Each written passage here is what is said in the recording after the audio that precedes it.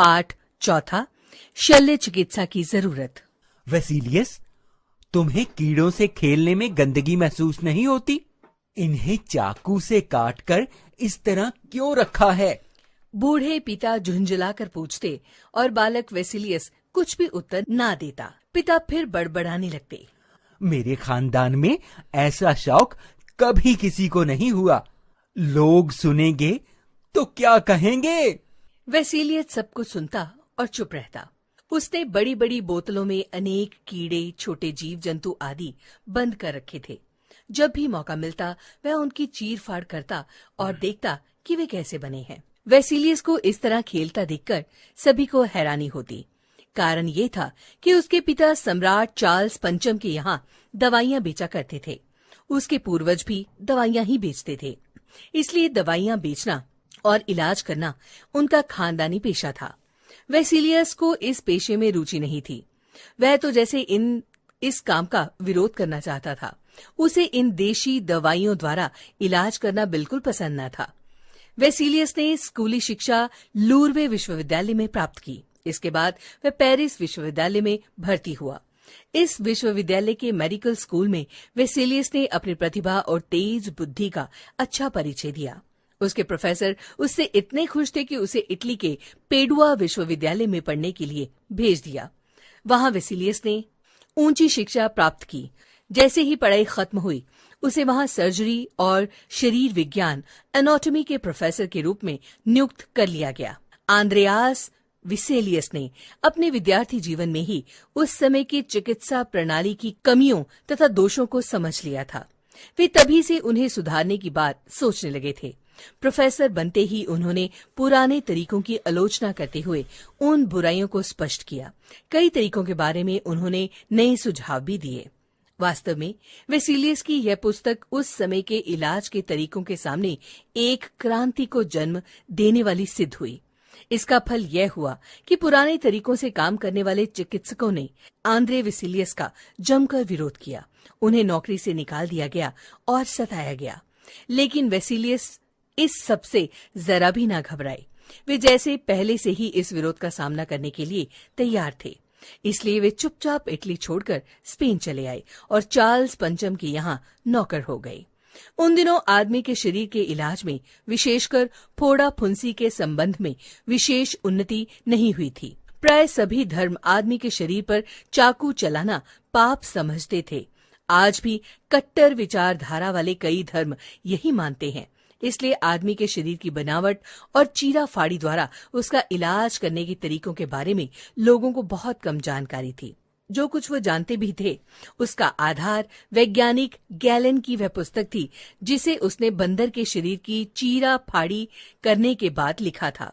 लेकिन बंदर और मनुष्य के शरीर में अंतर है। वह छोटे आकार का है।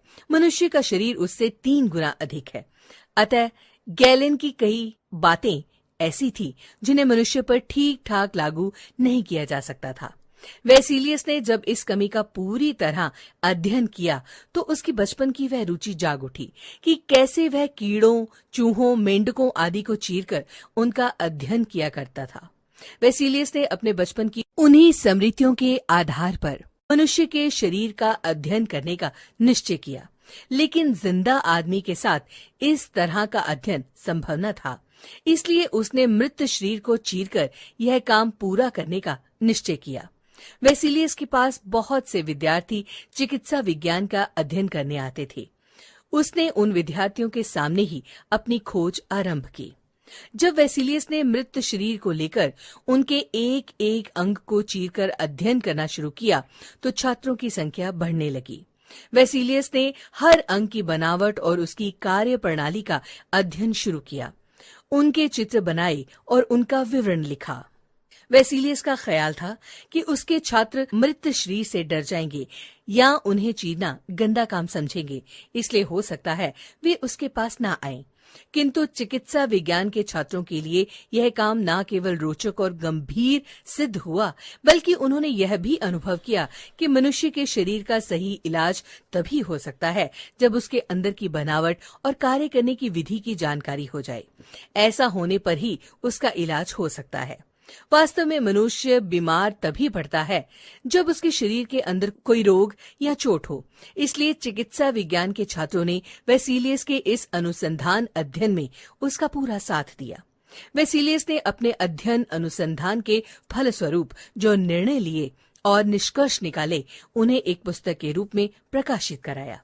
यह पुस्तक इस तरह लिखी गई थी कि चिकित्सा विज्ञान के छात्रों के लिए मानव शरीर संबंधी चीर-फाड़ करने के लिए यह एक गाइड बुक बन गई।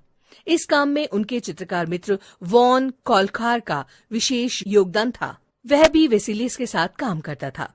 किसी अंग को एक तरीके से चीरकर जब उसकी क्रिया संबंधी बातों को वेसिलियस नोट करता था, तो चित्रकार वॉन कॉल्कर उसका चित्र बनाता था। दरअसल यह आवश्यक भी था।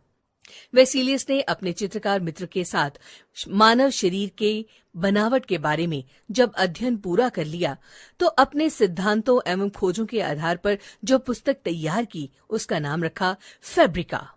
इसके प्रकाशन से चिकित्सा विज्ञान में नई क्रांति आई। इस बार वेसिलियस की स्थापनाओं और खोजों का विरोध नहीं हुआ।